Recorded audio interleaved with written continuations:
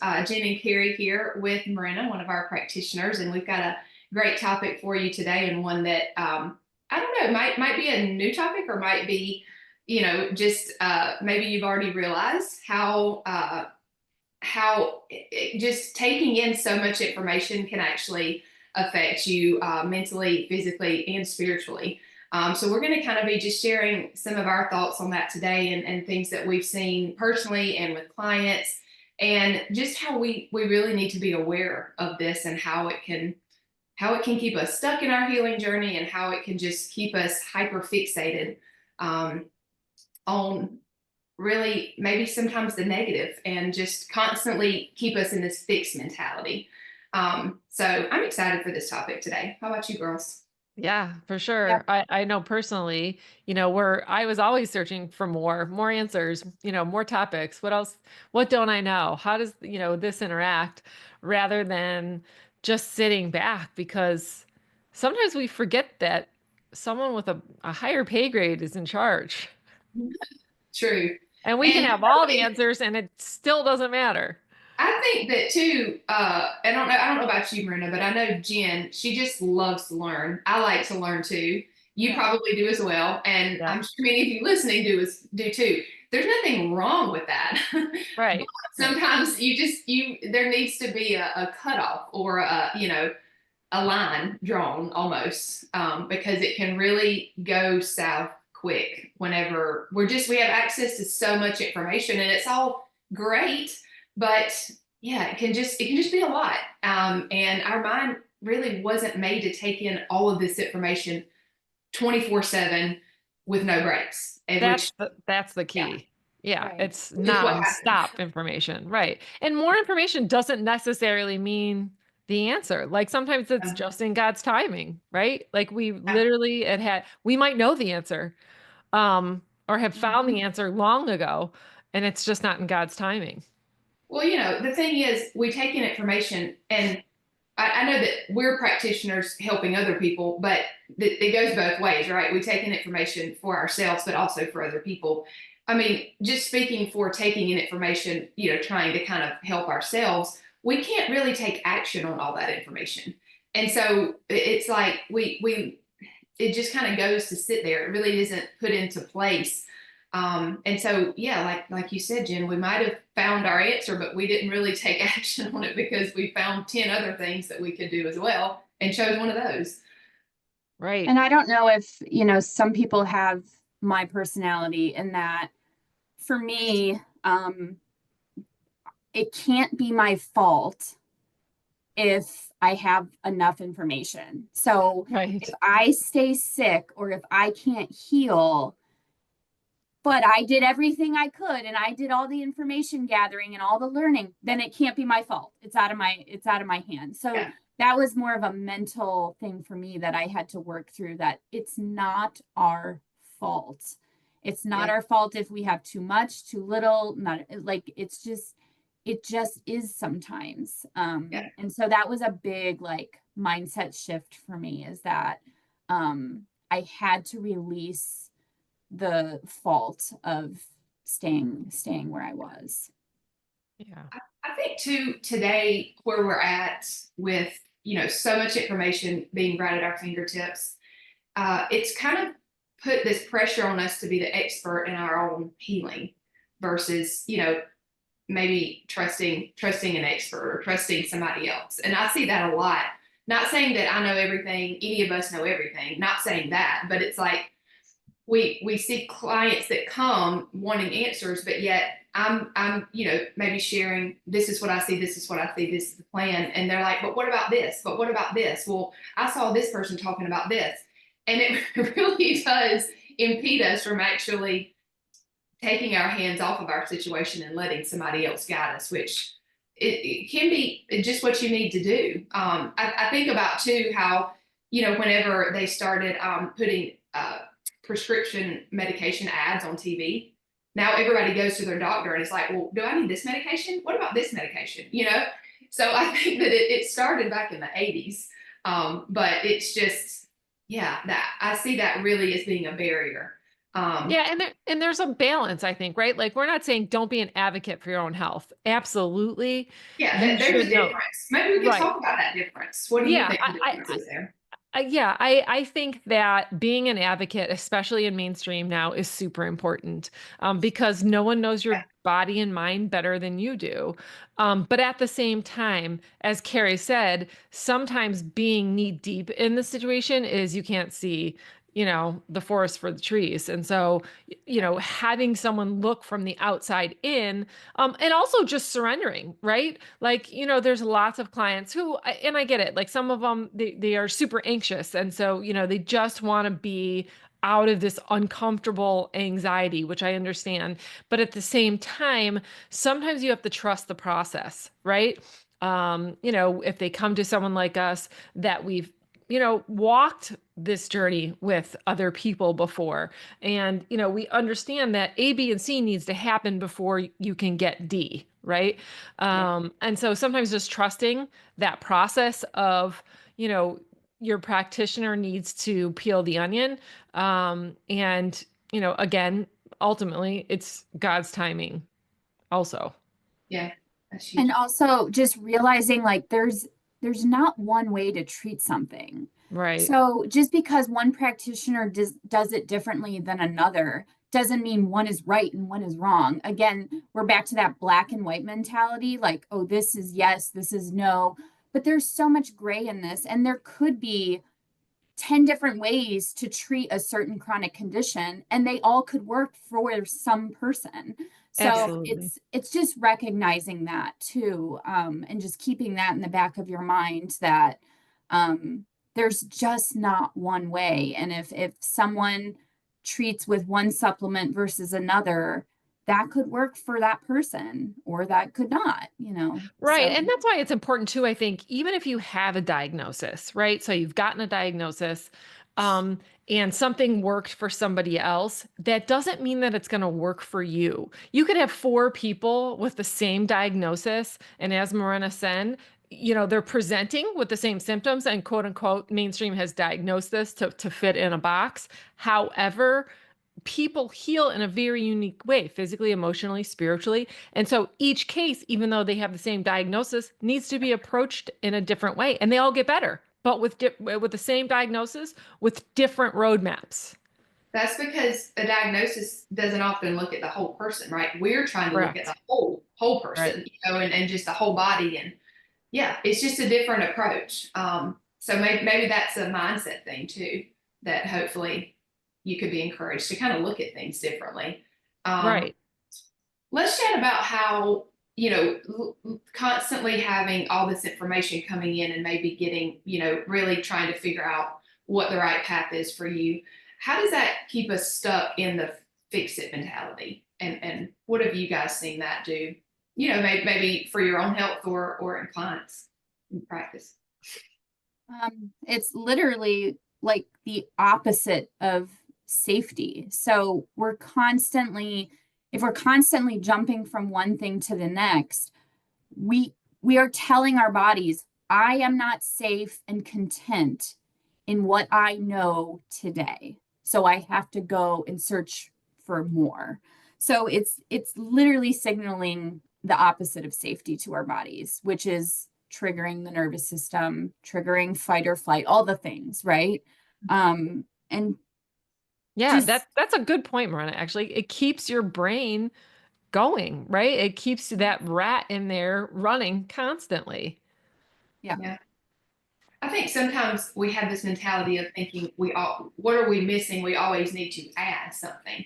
But Hmm. I've seen it be so healing to actually take away some things, right? Like peel back the onion per se, as far as just goodness. There's so many things we could be doing for our health that none of them individually are bad, but yet we're not made to just be on this, I don't know, hamster wheel of doing all the healthy things. I mean, sometimes if you have a great routine, it actually could be too triggering to your system, right? There's not enough Yeah. time to rest. I mean, Right. yeah. Yeah, that's the other thing is the rest part. Like we always feel like we need the biggest gadget, the latest Right. gadget the latest supplement, the latest diet. And when all we really need is just to go outside and sit in the grass. Like, Right. Don't underestimate how healing that is. honestly, Yes. like Yes. grounding for me has been so life-changing. And it literally it's is just free. going outside. Yes. It's free. Let me just point out that most of what we recommend as far as lifestyle stuff is free, and it is. works. Every time. Yes. It Right. works. You just have to do it. Right. Right. I think we Right. kind of And hit on believe this. that it works too. I think Yeah. that's another Yes. thing. You can't just be Yes. doing it and think this is not going to do anything. Yeah. I mean, Yeah. So, that makes so sense. Kari, do you want to talk, I think, or maybe Marina, you have a good experience with this. Like, what were some of the signs that you were sort of in information overload and spiraling? Because you just said before we got on, like, I recognize this now that I'm working with people. I see it in other people because I was there. I was probably pretty bad. Yeah. Let me laugh I would at you. I'm concur. laughing. I love you, but I would concur. And I think it's because I didn't have years of like functional medicine, holistic, integrative medicine behind my belt, right? I wasn't born into this. So I didn't have it like trickled throughout my life. It was like year 3 of fertility struggles, all in. Like I was learning everything about it all at once. So I think to put on the defense a little bit, that was a little bit of my issue, is that I was given all of this information Sure, no, I get all it. at one time. So I felt like I just constantly had to, keep learning more and more. But that kept me stuck. And I promise you, it kept me stuck. And if anything you learn from this, that's it. Like, it will keep you stuck. It will keep the nerves going. It will keep your mind activated, your stomach in knots, whatever, that your gut in complete disarray. Because you're second guessing. You're right. Yes. And you don't know what's working because you're trying so many things at once. Yeah. Right. Yeah. If that's you, just go back to the basics, truly. Like, Yep. Sleep, minerals, blood sugar, grounding. I mean, really, those things right there, you can't out supplement that. You don't really, until those basics. That's why sometimes I think people get tired of hearing like foundations or basics, but people They just work. skipping over them. They work. That's why you hear not only us, but others talking about that. I mean, maybe they're not the fun new thing, but like, yeah. But that's where fundamentally the rubber hits the road. Like, that's where the healing is going to happen if you're consistent with the foundational things on a daily basis, getting enough sleep, balancing your blood sugar, grounding, circadian rhythm, getting your first morning light. Like, though, if you don't have those, as Kari said, you can't supplement your way or special, biohack tool it out. Yeah. Yeah. Like, there's nothing that compete with those. Right. And, we're talking about like the cost on your health that keeping in that, the rat race keeps you in, but it's also monetary costs. Like, if you're constantly buying all this new stuff and you're not allowing supplements to work, so you're just keep adding and changing, that's costly to your budget too. So it's Amen. It's just it's costly all around. So when we say cost, it's across everything. Yeah, right. Really. I mean, that's what I've seen, I guess, over the last, I don't know, 10, 12 years that I've kind of like been in this space. I mean, that's where people are making money. They're making money off gadgets, off supplements, off, getting you to buy the thing. And again, we're not saying those things aren't helpful and they might not be what you need at this point. We're not saying any of that. It's just sometimes it's all a lot. And we do have to realize that this is a business in itself. So I think we all have to be discerning. I think that's what sometimes is missing. We're constantly on the lookout for what's going to fix our problem. And so then we just keep dumping money in without really releasing control, asking the Lord, really going back to those fundamentals or those in place, because again, we want what we want right now. And so I think sometimes it's about, we just want to make it happen. We want healing to happen at whatever cost, the quickest possible. And that's actually, not that some of those things wouldn't help, but I think it goes back to your mentality behind it.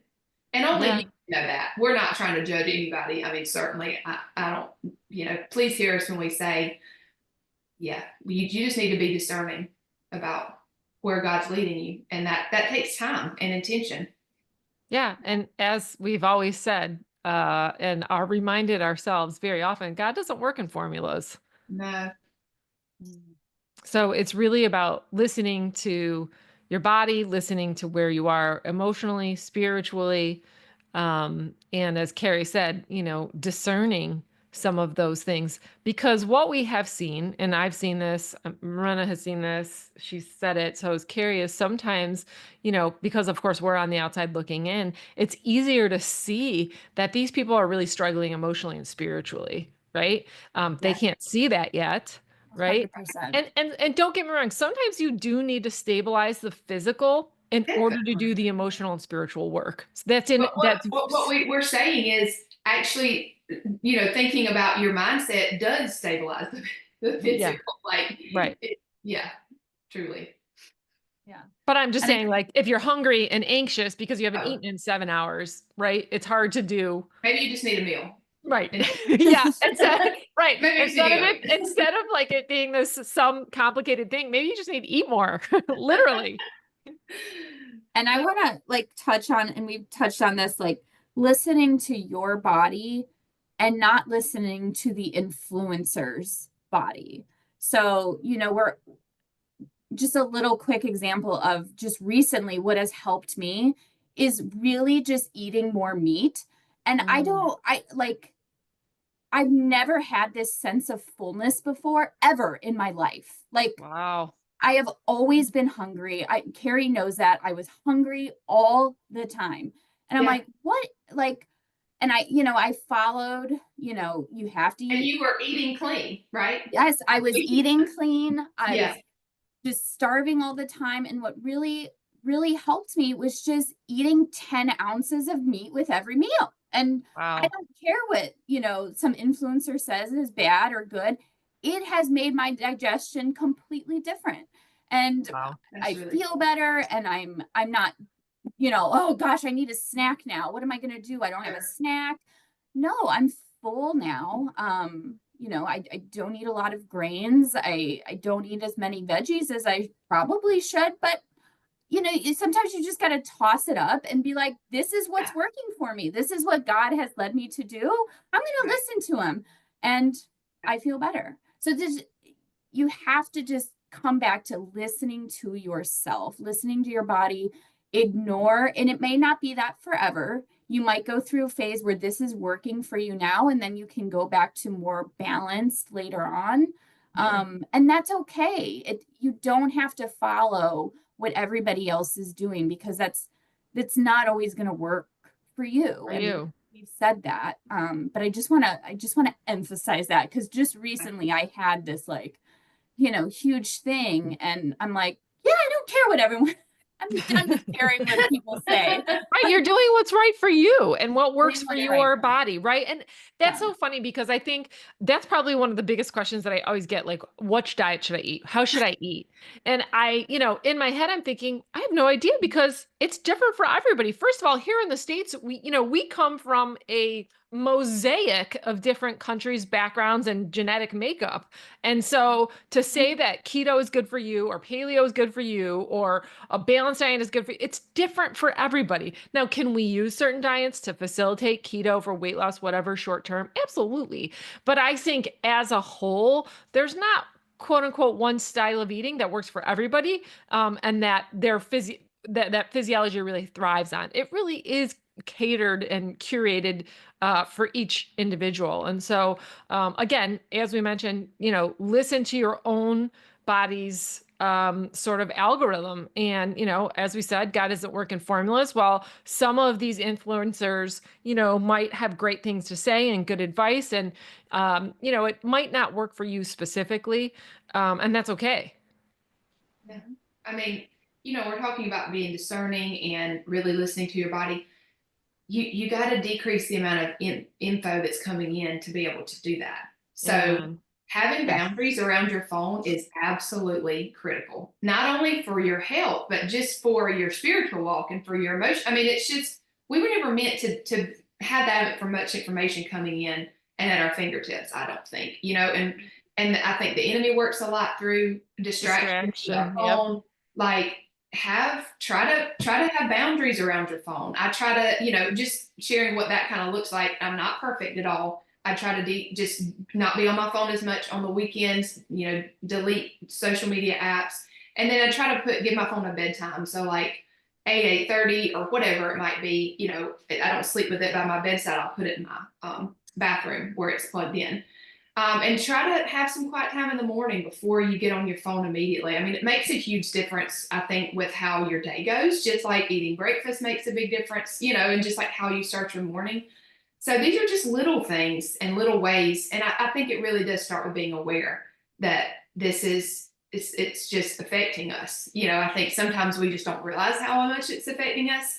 And if you're like, I don't really think it's affecting me, well, just try some of these things and see how much it affects you to not be on your phone as much and inputting information. And sometimes we need to unfollow people also that maybe are just not right for us at the time to follow. I know that you did, we're sharing, Myrna, that you did that and it really helped. And I've also done that. Yeah, super important. Yeah. Leaning into the things that we've talked about, which is just, maybe somatic exercises to, slow down or to tell the nervous system it's safe. More prayer time, meditation, or even just quiet. I know it's like an odd concept nowadays, but It's so odd, but so It's so funny you mentioned that. Sometimes I just sit on the couch and it just looks over into our backyard, and I just sit there with the dog, and my husband will come in and he'll be like, "What are you doing?" I'm like, "I'm just staring." I'm like, okay. Yeah, it's a good But thing. just having nothing. Recalibrating. Yeah. It's been really, really helpful. And Yeah.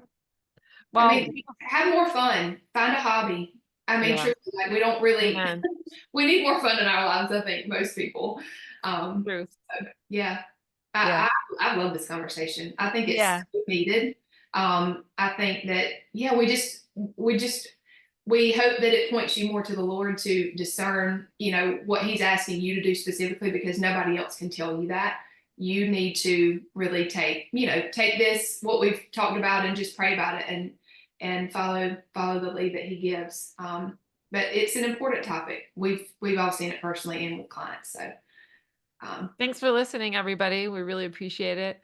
If you have any prayer requests, need to reach out, have questions, we'd love to pray for you. So please reach out. Till the next time, everybody.